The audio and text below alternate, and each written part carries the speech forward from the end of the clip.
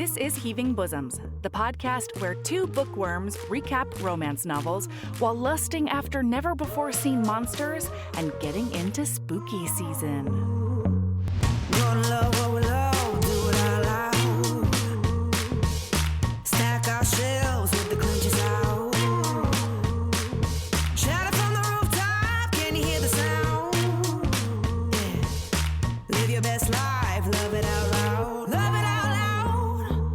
Hey HBs! Okay, spoiler alert. This week is all about that new Scared Sexy series of 6 spooky novellas, and we loved it. So, this Friday on Patreon and our Apple Podcast subscription, our special guest and I are chatting about Allie Hazelwood's contribution, Hot for Slayer. It's about a vampire and the hunter who's been trying to kill her for centuries. Delicious.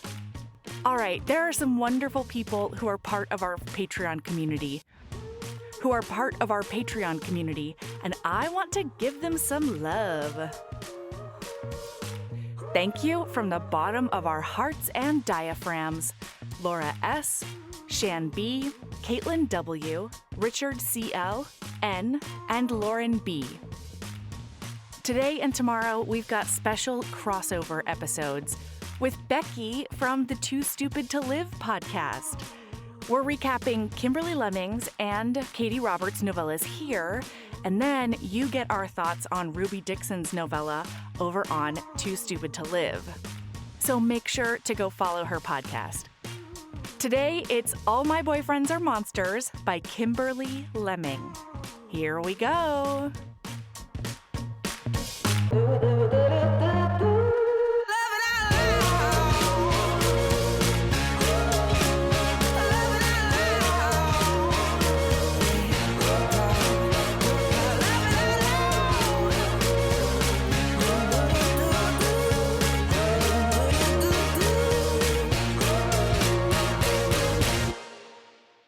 Yay!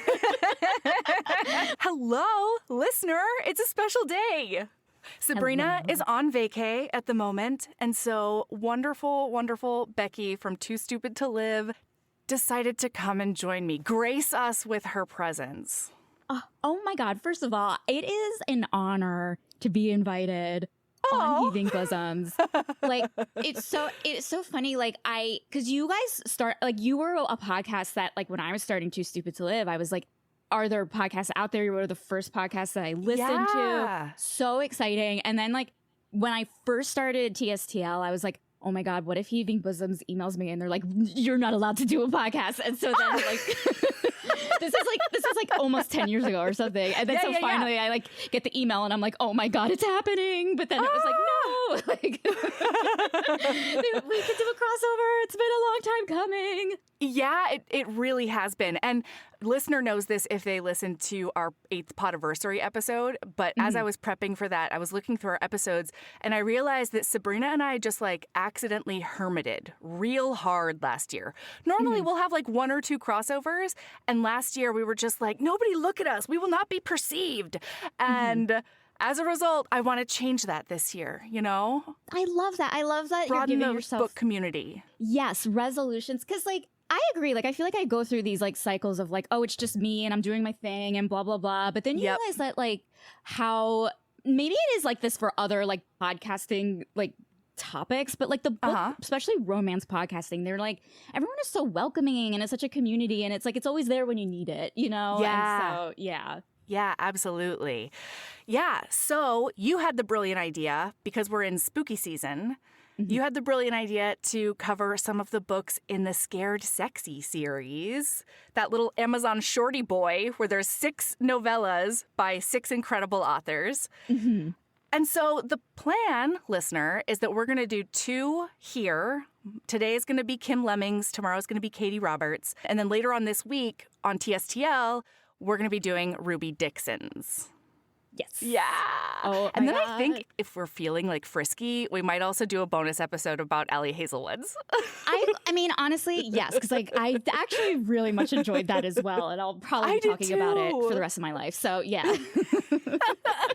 Yeah, it made me cry at a certain point. Like, it's so dumb. Yes. No, oh my God. Me too. Yes. Yeah. Okay, but we're starting off with Kimberly Lemming's book, All My Boyfriends Are Monsters, which is just, first of all, such a Kim Lemming title. Yes. And, okay, so listener, you know this, I'm friends with Kim Lemming. I just want to get it out there so that, all of my opinions are my own or whatever, who knows. And so when I was reading this, I texted her and I was like, oh my God, this is so good. But also, was it inspired by someone you can build a nest in? Have you read that? No. Okay, so Kim could not stop screaming about this book last year. Okay. And I forget who it's written by. Shit. It's this dude. Anyway, it's like this it's like such a novel approach to the monster. And I've heard it has like really good asexual representation with the romantic component. And anyway, but with that one, it's like kind of gory because she like eats and kills people, this monster does, and then like makes her whole body out of like whatever's left over. Ooh. Yeah, it's wild. It's totally wild. So when I was reading this and we met our monster / god / Hemlock, I was like, oh shit, she's doing it, but with nature. This is incredible. Oh my God. See, I thought, I was like, is this, and I guess because I told you last night I listened to this again as I fell asleep last night. I had a weird dream and I was like, I thought like, oh, is this like based on like some sort of like lore or like myth, like kind of folklore thing? Because this was like a different kind of monster than like a dragon prince or something. You know what I mean? Totally. Yeah. Or like a shifter of X sort. Exactly. Yeah. This was like an entity. And this was like the first entity monster romance that I've read. And it's like kind of like it kind of blew my mind because I was like, oh yeah, like what is monster? What are beings? What are bodies? Where are we? What are we doing? How many are there? What is happening? Is how I felt reading the whole book. It was so good. Yes. Oh my God. Anyway, yeah, actually, this year we're gonna have Kim on to recap Someone You Can Build a Nest In because she was like seriously so obsessed. She was like, give me a pulpit and I will be there. I am so excited for this episode. Oh my God. I just like want to, like, I need to hear her brain. Like I just, now that I've read this, I'm like, I need to meet this person. Absolutely. So we start in the perspective of this entity and he is looking around. He's watching these dumb hikers. Ooh, these people. The locals know to stay away from my mountain, but not the tourists. And it's so good because he's like, I hope that they fall off the cliff and then I can feast on their fat for weeks afterwards. It's so good. It's so good. Did you listen to like the person who ever did? Because the audiobook guy really nailed that like low vocal fry or like whatever. Delicious. I can't even do it, but I loved his voice. No, absolutely. Yes. And so he sees this one woman, Lucy, and she ends up like, I don't know, she falls off like a small ledge and onto the rocks below. Yes. And her thigh starts bleeding. And he's like, ooh, this is succulent. I wonder if that's going to hit the ferns underneath so I can get a taste. And everybody else is like kind of not paying attention to her at all. Of course. Yeah. Because she's fucking like the rudest. Yeah. Like Lucy's like the one where like, the one everyone complains about, like, you know what I mean? Like, not like the one who shouldn't have come camping, honestly. Exactly, yeah. We've all been there. I am that person. I will find any chance I can find to complain. Like, I've never related to a character more than Lucy. But, like, she's the one that's like, oh, it's not, like, just, this isn't her place. This isn't her place. Well, and we find out immediately why she's here. Because her boyfriend is on this trip. I think his name is Mark or Brad or something stupid. Yeah. And he's got this best friend who very clearly wants in his pants. And she's like, Mark, maybe next time leave your girlfriend at home. There's really no reason that we have to have partners on our camping trips. And somebody else is like, why don't you say it louder for the people in town to hear you? Stop being such a bitch. It was so insane. Like, it's so funny to me seeing like this side of like Because, like, like in any other book, like, there could be, like, a friends to lovers story between her boyfriend and his best friend. And it's like, we're all rooting for them. And then, like, but we're looking at this version and we're like, oh my God, I hate her so much. Right now, she's the villain. Yes. Absolutely. Yeah. That's one of my favorite things, though, is when authors will, like, have a long going series and there's a villain in all of it. And then there's, like, book 5 where they're like, we're going to humanize the villain for you. And I never think they're going to talk me into it, and most of them do. Yes, it's a magic that I don't understand. I was like, there's no way I can like this person. Oh my God, I can't live without this person. Yes, absolutely. Yeah, and so he comes back and he's like, are you all right, Lucy? And she's like, yeah, I'm fine. It's fucking great. And then he has the audacity to say, well, we have to go set up the tents before dark. So why don't you stay here and, like, gather yourself and just meet us at the top of the mountain? And she's like, what? You're just going to leave me here in the middle of the forest? And he's like, yeah, I mean, you wanted to come. She's like, no, I didn't want to come. I didn't want you to go camping with your best friend who obviously wants to sit on your face. Yeah. Like, this is different. And he's like, will you just, like, cool it and get it together, and like you're being really dramatic right now, and we'll see you at the top of the mountain. Okay. And then they leave. Every person in the group. Turn around it's and like leave. a 6-person group. She throws a rock at him. Yes. Which I really like. Thank goodness. I really like that part. Yeah. Yeah, absolutely. And so she's like getting herself together. Oh, and that's when her blood does hit the ground, and our monster is like, oh my goodness, like it's the most succulent, delicious thing I've ever tasted in my whole life. Like the way he describes it, I thought this was brilliant. Like the way it's like kind of like the one-to-one with like tasting wine when someone's like, oh, it's fruity and what nutty, or I don't know what wine is, but they're like, oh, I taste like hints of embarrassment and envy and all of these. And I thought that was so brilliant. Yeah. Well, and then so when they finally leave, she just like the facade comes down and she breaks down crying. And yeah, you're right. So it says, I tasted that too, but was at a loss at the bitterness. Her anger was sweeter. Her longing was best. How to bring it back, I wondered. So good. And this whole time you're like, what is he? What is this? What is this monster? We don't know. Yeah, because he keeps saying things like, I turn my vines into blah, blah, blah, or like my body, where my body rests over here. And we never get any kind of description of him as a corporeal being. Right, yeah. So now she gets on the phone with her friends because she's got a group chat and she's like, this fucker left me on the side of a mountain in the middle of the goddamn forest. And they're like, what? Does this mean we can finally like be gone of him? Oh my God.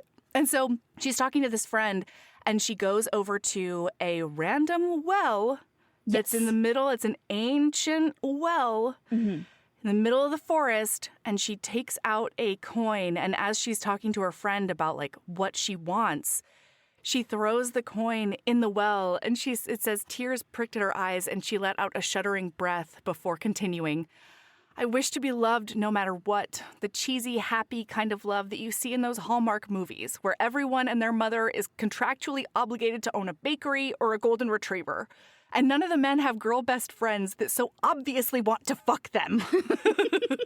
And she says, I don't want to be alone anymore. And as she drops that coin, something changes in him. There's this part of him that's like awakening, and he realizes that, wow, I forgot about this thing that happened eons ago, but I was worshipped. I had a name. I was a god. So he's like, okay, no, we're going to harness this energy and she's going to be my priestess. His priestess. Okay, I have to ask you what you thought of priestess because like, so like when I think priestess, for some reason, my first thought goes to like ancient Greece. And I think about all of the women who were like priestesses for like Athena's temple. And I was like, totally. I hope he means this in an empowering way and that she's not like kind of just like a nun. You know what I mean? Yeah, not just a nun he wants to fuck. Yeah.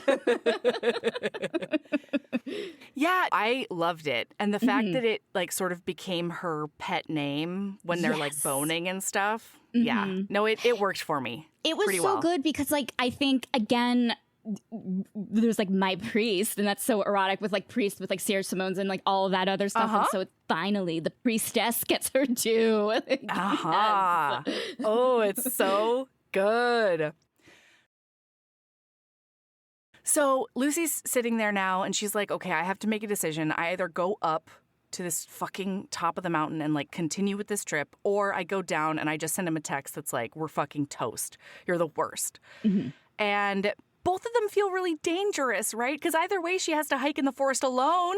You're stressed for her so much. Like, and also I was really stressed because she's on this ridge where there's like no guardrail. Like it is really it is like incredibly dangerous. Like even if you were breaking up with someone and like wanted to leave them alone, like no normal person would leave them alone in that area. But they do. Especially when you know she's a person like Lucy who doesn't do the outdoors, you know? Exactly. Yeah. Jeez, she's not an experienced hiker, you asshole. Yeah, no one should be doing that. Like honestly, like this is me being like, I really think that the Parks and Recreation Service should just put up a guardrail and, you know. Honestly, where's the handrail, everyone? Seriously. Thank you so much. But then it gets worse, all right? Because all of a sudden there's a mystery fog that's surrounding her. And she's like, where the fuck did this fog come from? How did this get worse? She's like, okay, it's closer to the top of the mountain, so that's where I'm going to go. But then this raven comes down and like she can feel the wind going by her face. And then it sits in the middle of the path and is like, you want to test me, bitch? Like it makes direct eye contact with her, being like, is it today? And she's like, oh, no, you're right, bird. No, you're right. I'm picking up on the omens, the signs. I'm going. But then as she goes to that very precarious spot that Becky just talked about, there's a fucking rock slide and she gets like taken out, basically. It's crazy. And was that the main guy doing it? Like, are like the monster was doing it on purpose to direct her, right? Like that was. I think so. Okay, that's what I thought. So. I just wanted to make sure because, like, I'm like, whoa. Maybe it's just me in the outdoors and I don't like it. Like, I'm just like, this is a lot. No. I mean, look, it really is a god playing with a mere mortal. You know, like he really needs to keep perspective here. But. Oh, I want to talk about this later because it didn't hit me until the end of the book. But there are so many components that I'm like, why did he do that? You know what I mean? Because like he competes with himself at a lot of different points. It's so good. It's so good. Anyway. Yeah. So, she's laying there being like, I think I busted my ankle pretty bad. I don't know how I'm going to do this. And then there's a man who comes up. And he's like, oh, are you okay? Can I help you? Well, we need to get you to a clinic. Oh, my God. I am but a mere alpaca herder. Okay? I'm a shepherd of alpacas. I've got this horse I'd like to get you upon. And I would love to take you to my perfect clinic in my little tiny idyllic town. How do you feel about that? And she's like, I can probably do it. And he goes to pick her up and she's like, whoa. Like I'm sturdy, you know. I'm a pretty sturdy lady. And he's like, oh, but look at my man arms, my big man arms. And he picks her up and he takes her all the way over to this stunningly white horse. Yes. And Lucy's just like, what is happening? I'm like, this is like the part when Dorothy, like, you know, is sleeping. Yes. Like, did she hit her head or something, you know? But no, Absolutely. This is real. This is real life, guys. Also, he looks exactly like Fabio to the point that he might be Fabio. Fabio in his 30s, I think. In his 30s, yes. Yes, because this not is Trump important. Fabio. Not exactly. I think that's really important too. Because like Fabio now, I'm like, no, thank you. No, thank you, man. But this is like young Fabio, like the painting of him, the picture of him. Hot. Yes, exactly. And so he takes her on this horse into this village. And then they meet like a local baker who is also incredibly Gorgeous. hot. Yes. Oh, man. And the baker is like, well, you know, you should be more discerning. Like, you should meet everybody before you decide on like which man you want to kiss. It's just like, oh, like the baker maybe? And he's like, what? Oh, it's so soon. But absolutely. And Fabio's like, keep it moving. All right. Cool it. Yeah. And so he takes her over to this clinic, and then he's like, all right, here's the plan. I'm going to take you to this clinic. You're going to get treated, and then you're going to go right over to the inn. You can get a room at the inn, and then I will bring you dinner when I'm done herding all of my alpacas. Mm-hmm. And she's like, what? You do not have to do that. And he's like, oh, no, I know. I don't have to. It's absolutely my pleasure. So I'll see you later. Yeah. So she goes in and she meets the doctor, Dr. Crane. Yes. And there's a moment where she looks at him and she's like, why does he look so familiar? This is bananas. And then she puts her hand above like the top of his head and she's like, if I just picture him with a black cowboy hat. She's like, did anybody ever tell you you look like the cover model for Nighthawk by Beverly Jenkins? He's like, what?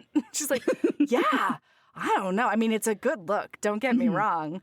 And he's like so gentle with her ankle. It's fantastic. It's so fantastic. And so it made it seem like he was getting these images of like Fabio and the romance novel covers because like from my understanding, it felt like people were leaving these books behind in the woods. And that's how the god was like, oh, there's a picture of a man. I'll like make my image. Okay, got it. Just needed to like make sure he was being inspired by the books people leave behind. Okay, but more than that, and this is the this is the detail I really liked because one of the things that we've talked about sort of frequently is Kim's confusion about how she gets pegged as cozy fantasy because she's like, there's just so much murder, you know? Like, it's fun and it's zany and it's all those things, but I don't know that cozy's the right word for it. And this is one of those moments where I feel the same because we switched to him in like, I guess, a different consciousness question mark.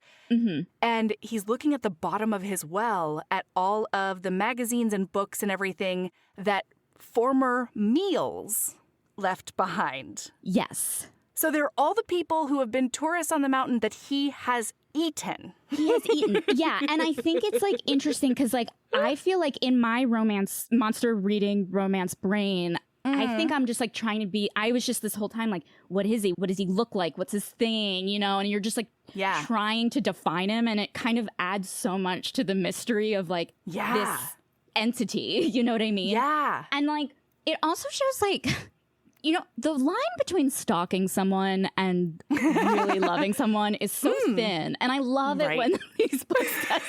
Especially in fiction, you know what I mean? Yes, yeah. Especially like when it's fictional and it's like, this is a god and, you know, everything's fine. But it is just like, oh my God. Yeah, absolutely. So it's so funny because they're either like fishing magazines kind of, and then every once in a while he'll get like a fashion magazine or a romance novel that a sort of begrudging partner will leave behind when going camping. Oh my God. So then we meet Shriek is his name. The possum. He's right? a possum. No. Yeah, Yes. he's Okay. an opossum. Oh my God. And he comes over and he's like, what are you doing? Oh my gosh, there's like visitors on your mountain and you haven't eaten them yet. What's happening? And he's like, cool it. Like, I'm just over here trying to find new man faces. Thank you so much. Leave me alone. I need to look through this magazine. And Shriek is like, okay, but I know about the people at the top of the mountain. And then there's this like lady in a town that didn't exist the last time I was here. And he's like, nothing to see over there. Why don't you just go eat all the people at the top of the mountain? I'm donating them to the cause. Yeah. And Shriek is like, okay, but you folded on that real quick. So it seems like that lady might be the actual prize. And he's like, don't step to me. Don't do it. You don't want to test me today. And Shriek is like, And then, at one point he's like, Shriek says, is she yours? And the god like presents the token, the coin that she left at the bottom of the well. And Shriek gets so mad that he like bursts into flames, ? And then he's only like a burnt skeleton. Yeah, he's like bones. Yeah. Yeah. And then when he like calms down and gets his shit together again to continue the conversation, he just like turns back into the regular opossum. Yes. And the person who did his voice, or the actor who did his voice, did a very good job with his voice. Like, I think on like, both sides. Both sides. Yeah. Because this is dual narration, and they were like different, but they were both so good. Yeah. So anyway, it's obvious that Shriek is going to go over there, and it's also obvious that the god's not taking it maybe seriously enough, you know? So she gets out of the clinic, and the guy's like, yep, head over to the inn.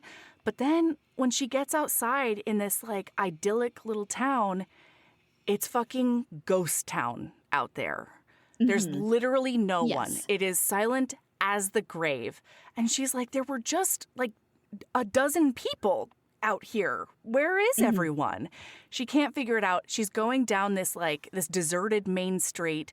And she's like, I don't know, with this many people, how are there 2 bakeries and a candy shop? And she's like, and where is the dentist? Because I know he's making bank. So good. Yeah, and everything's out. Like, it was just like, everything is out for the taking. You know, she's like, she could like easily take candy, but it's like, no, I'm not going to. And also she was respectful. She was also like, how do I pay the doctor's bill? Like, you know what I mean? It's like, you could get away with so much right now. Honestly. She still cared. Yeah. All right. So then as she's going along, she sees a bumblebee on a flower. And I have a question about this, maybe now or maybe later. I'm not sure. Okay. But anyway, she takes a picture of this bumblebee on a flower, and it's very cute. And then she hears somebody being like, hey, girl, from the bushes. So she like goes over closer, and there's this gnarled fisherman. Yes. And he's like, what are you doing? How did you get here? And she's like, well, you know, rock slide, regular, totally normal stuff, super casual. That's the whole story. And he's like, well, you should be careful because the person who runs this place, like, doesn't deserve you and all this bullshit. And basically warns her that she's going to be eaten. Yes. And she's like, there are cannibals here? And he's like, I wouldn't put it past him. So come closer. Give me your hand. I'll take you to a safer place. And she's like not buying it, but also like cannibals are scary. You know what I mean? So she's waffling on whether or not to go to the second location with the gnarled fisherman, Lucy. Who like looks like a no offense to the cannibals out there. He looked like a cannibal. This is what I'm saying. Yeah. Yeah. And so then from behind her, I think it was Dr. Crane, right? Yes. Yeah. Is like, where do you think you're going? And she's like, woo, nowhere. And she's like, I'm just talking to this guy. Guy is gone. Yes. Poof. Puff of smoke. He's gone. So she's like, okay, today is just getting weirder and weirder and weirder. And what am I doing? And it's so funny because she'll talk about different Hallmark things. Like at one point she's like, I don't know, I just want to like run a hobby farm or something like that. And then the next person who will come into the scene is like, so there is this abandoned hobby farm right next to my property if you would like it. Yes, it was so great. So he takes her over to the inn, and there is this like really crotchety old lady. At one point, I don't know what the doctor says. He says something like, you know, I don't have time for this or something. And then she says, well, I have hypertension. So like, get over yourself. Yeah. She's just so funny. She runs the inn, and he's carrying her, by the way, still. And she's like, do you want to put me down? They're having this whole conversation in front of her. No one's paying attention to Lucy. Yeah. No one. None at all. And he takes her up the stairs to this room. The lady's like, she can have any room she wants. Just let her pick. And then he's like, okay, why don't you sit down? We'll get you all set up. And then later on, I guess Noah's coming by with dinner or something. Like, that's stupid. And she's like, well, I like to eat, so I don't know. Okay. Yeah, right? But then they start like looking longingly in each other's eyes, she and Dr. Crane, the cover model of Nighthawk by Beverly Jenkins. Yes. The cameo. Yeah. And he like leans in to kiss her, and they almost do, but then Noah from downstairs is like, hey, he interrupts them. Yes. He cockblocks himself? Question mark? Yes, I don't know. I loved it though. I loved it. Oh my God, me too. I loved it. I absolutely loved it because again, I think as the first time reader, we're still trying to figure out what is this sexy monster. Yes. Yeah, because every time I meet a new person, I'm like, is sexy monster? Question mark? Like, have we met him yet? Mm-hmm. Ugh. So, okay. Then there's this very hilarious conversation because he goes downstairs and she's like, I'm going to clean up and then I'll come down and like figure out the next steps of the night. Mm-hmm. And she has a conversation with one of her BFFs and she's like, I don't know, it's this weird like Hallmarky town and I kind of love it. I don't super understand. And then the friend asks her like, what precipitated all of this? Mm-hmm. And she's like, well, I did throw a coin into a well. And the friend is like, I'm sorry, you did what? She's like, well, yeah, I threw a coin into a well. And she was like, against all of the ancestors' advice, you threw a coin down into a random well in the middle of the forest? And she's like, oh, shit. Oh, no. What have I done? Mm-hmm. And this is where she starts like picking up a little bit more of everything that's going on. Because suddenly she looks out in the street, there are tons of people around again. All of a sudden, there's like a movie set full of people outside. And that was like in a good way scary, just because Totally. because they're all like happy, you know what I mean? Like it looks like, and if it were in a movie, it would be like a jarring moment, even though it would be fun. Yeah. Oh my God. And so as she's doing this, she's like, oh yeah, well then I like took a picture of this flower and she sends it to the friend as they're on this call. And she's like, oh my God, Lucy, that's poison hemlock.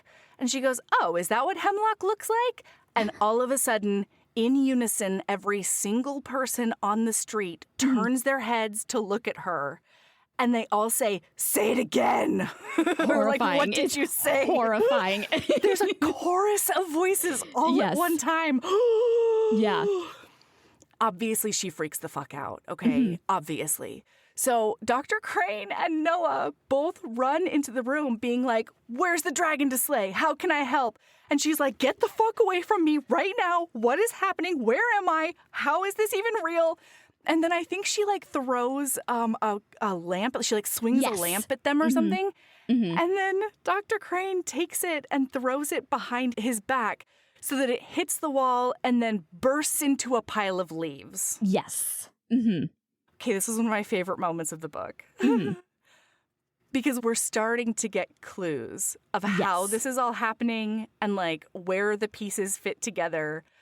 But there's also this like very notorious true crime case. I don't know if you're a true crime girly. I am.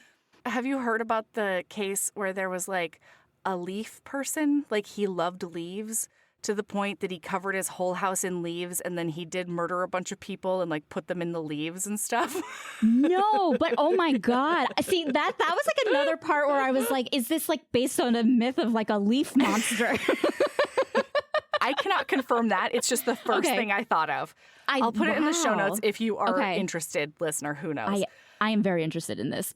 Oh my God. The leaf serial killer. Okay. And well, right. And so with her, for me, it just added this level of like just palpable fear and tension. Because even though I know it's a romance, I'm putting myself in Lucy's shoes and I'm like, okay, it's magical, but it's also incredibly sinister. Like this might be where I die. Yeah, it is. You are scared sexy. Like this is, I was never more scared sexy in my life. Oh my God. And she, up until this point, has been joking about, like, it's either going to be a really cute small town or it's a cult I need to escape. And now, like, so she's like, what are you doing? Where are you going? She ends up falling down on the ground. And Dr. Crane, in his, like, the monster in his head is like, well, I tried being subtle, but I really fucked that up when she said my name. So at this point, like, we're just pulling out all the stops. He says that he mines the sapphires from the ground to grind up and put into the eyes of all the people. He's like, I'm making all of her favorite forms more grandiose and cool and stuff. And then he makes pillows erupt from the ground under her butt so that she'll be comfy and she can perch on a soft place. And she, of course, is like, what the fuck? And like tries to get up and throw herself away from it. He's like, that really didn't go over well. All right, I don't know. I don't super know what to do. And you're like feeling bad for this like serial killing god. He's right trying now. You're so just hard. Like, yeah. He just doesn't understand human. Yeah. Human Poor custom thing. hard. Yeah, it is. So then Noah and, because they're both in the room, right? Noah and Dr. Crane are both like, say it again. Say what you said again. And she's like, everyone stop. Get rid of him. Get rid of them. Stop this creepy bullshit. Dr. Crane gets to talk. That's it. And so he's like, all right, hold on just a minute. And he like focuses for a minute. In the book, it says that he's like pulling all of his consciousness into this one body. And it's really hard. It is a tight squeeze. Yes, because it's like physically you can't. Yeah, it was like putting on a pair of pants that are too small. It's it was like leather worse. pants in the summertime. Yes, absolutely. Yeah, and so he's like, I feel like I can maybe make this work. And so he starts talking to her. And as they're going back and forth, he's explaining like, I just want you to say my name again. And she's like, what, Hemlock? And he's like, oh my God. Even like sarcastic and mean. Ooh, it sounds so good on my priestess's lips. And she's like, priestess? Oh my God. So he explains a little bit more. And he's like, I just want to make all your dreams come true and like maybe fuck you real good if you're into it. And she's like, okay, what is the catch? I don't understand what's going on. And so he shows her coin to her token, and she's like, I want to make all those things come true. I would love to give you a Hallmark-style love and do all of that. And so she's like, okay, say I was into this. And then he like shudders, and he's like, oh, it's really uncomfy in here. And so his back starts to split, and so he's like, again, oh, fuck this. Horrifying, but sexy. Horrifying, yeah. Yeah. That cover model's back starts to split. And so he's like, oh, fuck this. I got to put my body into more places, basically. Yeah. So he does like giant eagle wings behind him. And she's like, oh, is that what you are? Are you an angel? And he goes, if that's what you want me to be, then fucking yeah. Fuck yeah, I'm an angel. She's like, no, that's not my question. I'm asking you what you really are. God damn it. Then he gets even more uncomfy, and he's like, oh, I guess I need another smaller set of wings. Yes. He has the 4 wings. Like, it was wild. It's so funny. And so she's like, okay, wait, say I go along with this. Like, how would this work? Like, are you cool with being in the body you're in right now? And he's like, honestly, it's still pretty cramped. Yeah. And she's like, well, okay. And he's like, well, would you be opposed to me being like a bigger sort of, being a more giant form of whatever? And she's like, I don't know. Like, what are we talking here? Like, can you turn into, I don't know, a Kraken shifter? And all of a sudden, he just starts morphing. And he morphs, and he's got that still sexy model face, okay? Yes. Very important. Yeah. But then it's a full-on humanoid Kraken body with 8 tentacles. Oh, yeah. I loved it. I was so into it.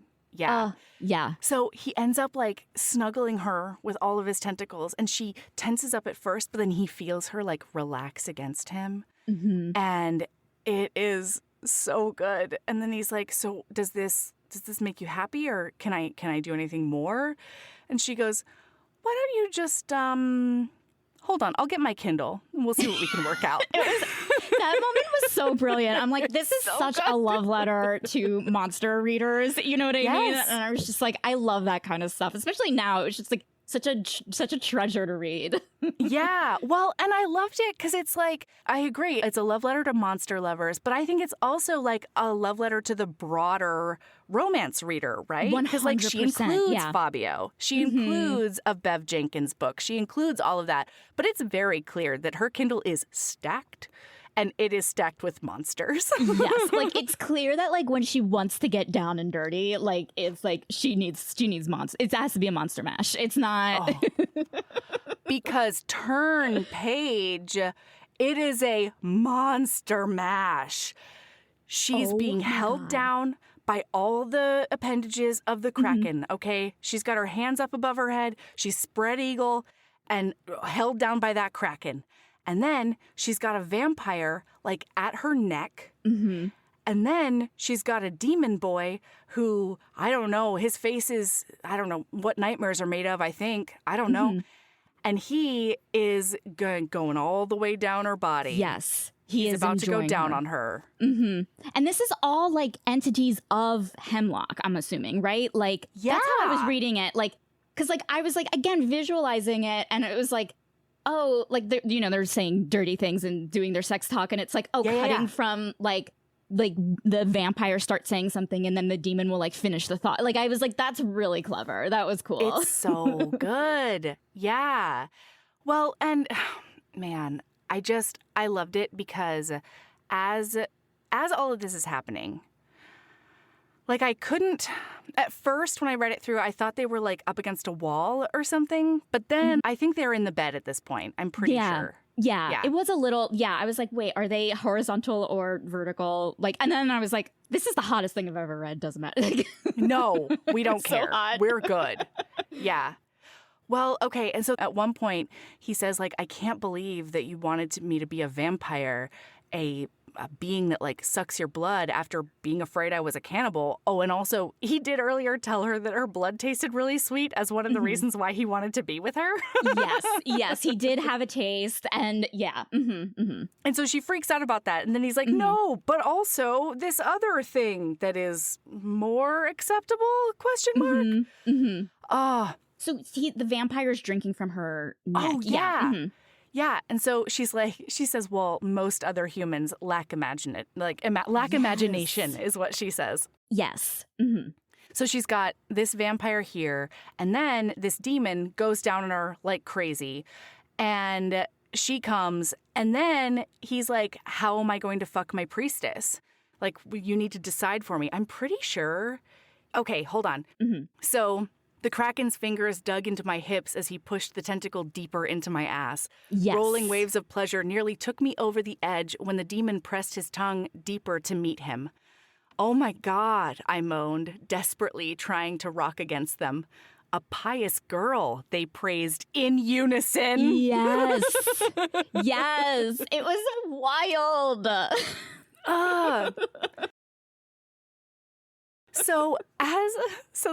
Okay. It was great. All right, hold on. Oh, there was one other thing I forgot to tell them, and it's not okay. Becky, I'm sorry. I failed on this day. Okay, it's okay. And that is that when she's trying to like figure out what this relationship would be, she asks him why. And then he says, does someone need a reason to want to be with you? And it really hits her, and it hit me. Yeah. I was like, oh. Yeah. Oh, hold on. Because we've been watching her this whole time being like, it's obvious that she just always gets treated like shit by the dudes she dates. You know, it's tough out there. And so as this is happening, the demon who has a pierced tongue, we found out earlier, and now he whips it out and he's got like a ladder of piercings on his penis. Everything's so perfect. good. Yeah. Everything's great. And he says, like, where do you want my dick? He says, decide. And she says, you know, I always thought if I ever got a chance like this, I'd balk at the massive cocks monster romances were known for. But they do say greed is a bottomless pit. May as well see if I was, too. Yes. Yes. Then he It says, was just so enjoyable. it's so good. He says, I'll try to be gentle. And she goes, literally, no one told you to do that. A tortured laugh rumbled through him. Priestess, where the fuck have you been? Oh! So It's like the best. They do big sexing all over them. Yeah. It says, fucking me with 3 mythical beasts in an imaginary town was one hell of a start to a relationship. But go big or go home, I guessed. So great. It was so great. And it was like, because like, what also was like really clever. I don't know if like when you read romances, you're always like, well, okay, where are we at sexually 20% into the book? Where are we at 50%? And so this is all happening at the end. It is just a wild rumpus. Yeah. And it was just like, and it was like, okay, this is what we were waiting for. Like, it was so hot. Mm-hmm. And of course, she brings in the emotional component because he's like, do you want to stay? Like, is this you saying, yes, you'll stay? He says, all I ask in return is that you stay. Save me from the loneliness of eons and share your warmth with me. And there's this whole like couple of pages where she's going through it and being like, I am a hopeless romantic, but I've also been done like real dirty in the past. Mm-hmm. And there was this part of me when he asked, does someone need a reason to want to be with you? That immediately said, yes, love is something I need to earn. Yeah.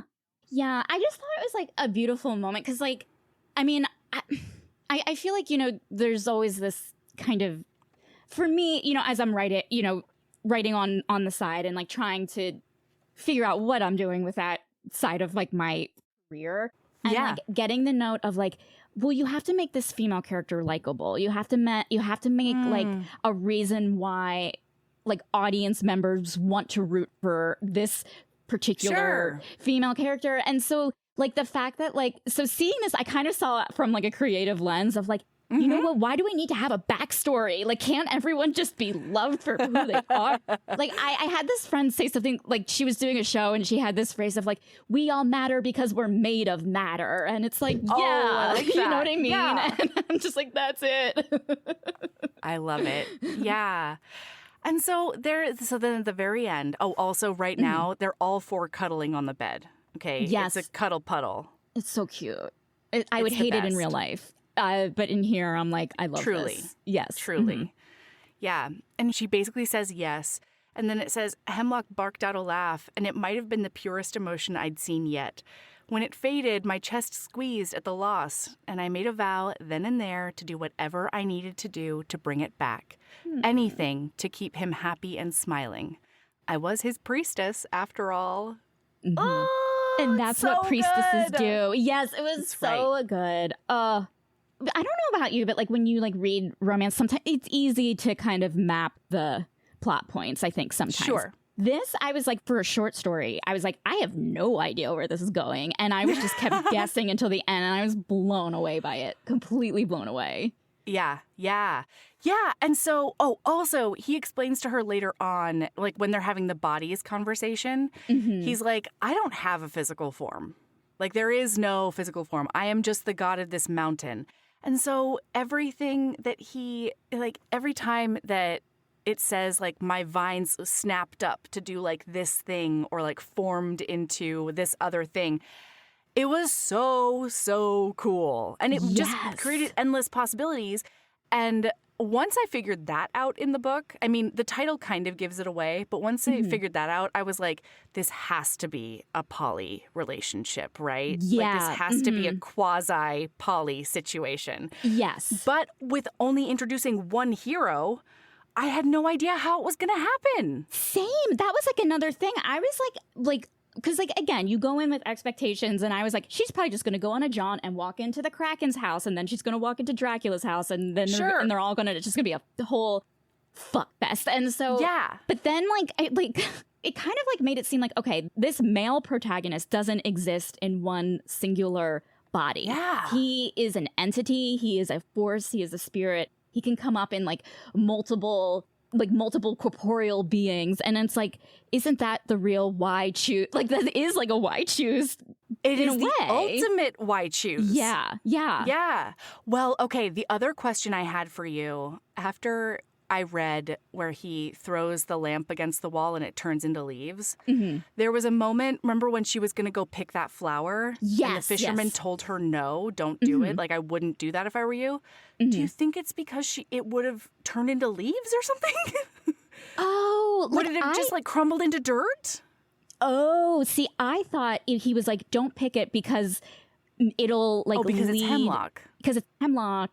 But I thought it was because like I thought the fisherman is Shriek, right? Like Shriek in disguise, right? Yes. So I thought he was trying like to lure her away. Exactly. Like I thought it was him being like, I don't want you to solve any more mysteries. So like, that makes sense too. Like leave that alone so you can that like makes come sense. be with me. You know? Yeah. So I can eat I think you. That, mm-hmm. Exactly. So because he can't enter that territory, and so he's trying to lure her out of it. Oh exactly. Yeah. Mm-hmm. Okay, that makes a lot more sense. It does. It does sort of make me happy to think about her plucking a flower and then having it just like turn to dust in her hand, though. Yes, like that would have been cool. Like, I don't know what I was watching recently where it was like some sort of like magical fight was happening and like you were like picking something, like the character was picking something up and it would just like morph into like rose petals or something. And I'm like, it is pretty cool. It's a cool thing. Cool. Yeah. All right. Well, that is that book. It's the perfect spooky. Also, this is like, it's in the order. It's presented as the 6th book in the series. And I thought that was so clever because it's like almost a bridge from spooky season to Hallmark movie season. Oh my God, you are so right. Yeah, because like I definitely felt that way. Yeah, like that makes so much sense because like it like I mean I'm seeing Christmas stuff out already. So like that it is a good like I saw it as a good ending because it was just like, hey readers, like you deserve everything and here's everything. Absolutely. You know, like in every way. Yeah. She gets a call from her friend because she did sort of shriek and drop the phone when she figured all this out. And so they're worried, you know? And as she like calms them down, she gets off the phone and he's like, so do I need to get ready for the siege or can we nap? Like what's going on? She's like, no, but they are going to want to visit because you've created the cutest place. Mm-hmm. Yeah. And they're all going to move here. Oh, it was so good. It was just like every single step was like, oh no, that's another complication. And then it's like, no, it ends up working out even better. It's just like, what a delight. What a delight to read. Yeah. All right. So tomorrow we're going to be back with Beautiful Nightmare by Katie Robert. It's a sleep demon. She's a sleep demon. It's a lady monster and a dude human. And you never see that. And I'm very excited about it. Okay, listener, goodbye. Great. Sweet dreams, everyone.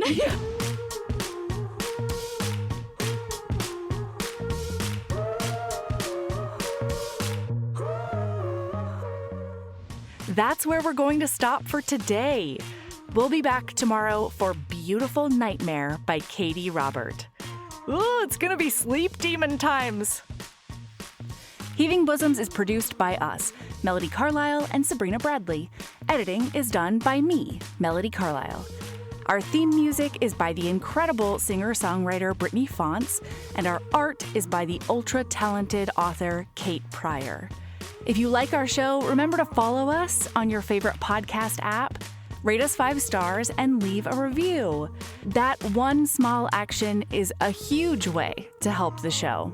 If you want to get in touch with us for advertising inquiries or anything else, you can email us at heavingbosomspodcast@gmail.com. If you want more of us, visit patreon.com/heavingbosomspodcast. You can also find us on Instagram at Heaving Bosoms, on TikTok at Heaving_Bosoms, and in our Facebook group, the Heaving Bosoms Geriatric Friendship Cult. See you tomorrow.